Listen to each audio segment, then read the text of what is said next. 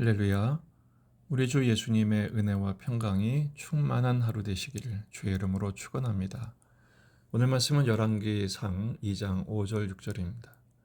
수랴의 아들 요압이 내게 행한 일 곧 이스라엘 군대의 두 사령관 넬의 아들 아브넬과 예델의 아들 아마사에게 행한 일을 내가 알거니와 그가 그들을 죽여 태평 시대에 전쟁의 피를 흘리고 전쟁의 피를 자기의 허리에 띤 띠와 발에 신은 신에 묻혔으니 내 지혜대로 행하여 그의 백발이 평안히 스올에 내려가지 못하게 하라.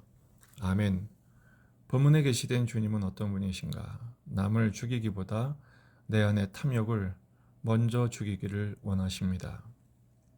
다윗이 솔로몬에게 유언을 남깁니다. 대장부가 되라, 말씀을 지키라, 이렇게 당부하죠. 그리고 나서는 관계를 정리할 것을 부탁합니다. 살생부를 소개하는 것이죠. 오늘 그 첫 번째 명단이 요압입니다.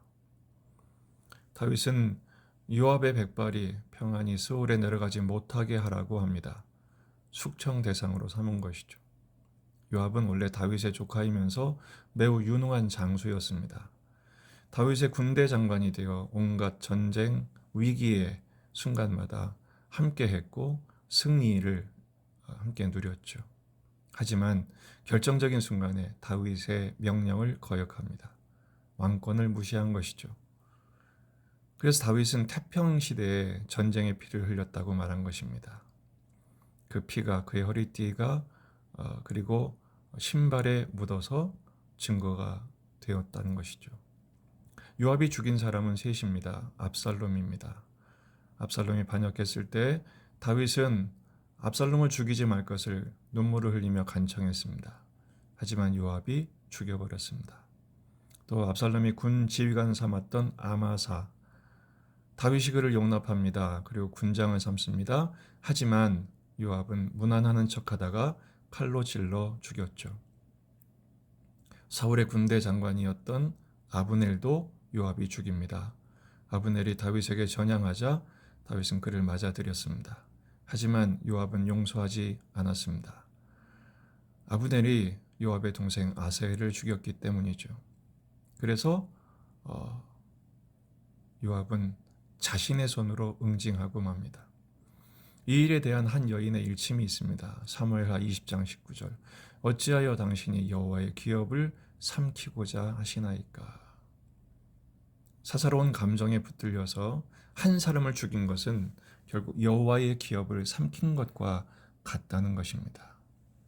요압은 항상 다윗 곁에 있었습니다. 떠난 적이 없었습니다.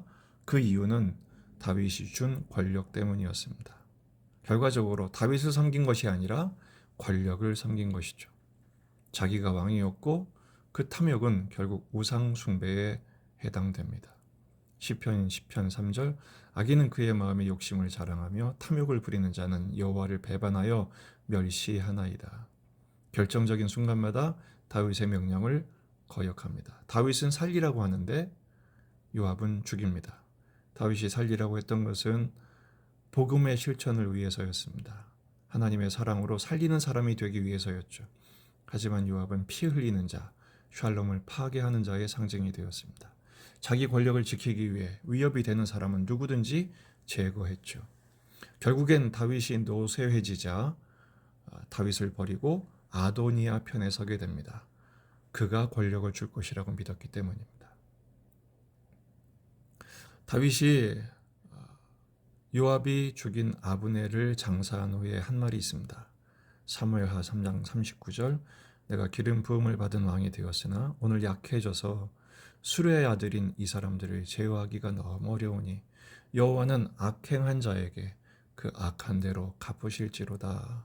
이렇게 소망한 적이 있었죠. 솔로몬에게 바로 그 일을 하라는 것입니다. 본문은 요압을 죽이라고 말했지만 우리는 이것을 어떻게 해석해야 될까요? 하나님의 사랑을 실행하는 것보다 자기 권력을 탐하는 요소를 제거하라는 말로 받아들여야 합니다. 우리가 지켜야 할 데스노트죠.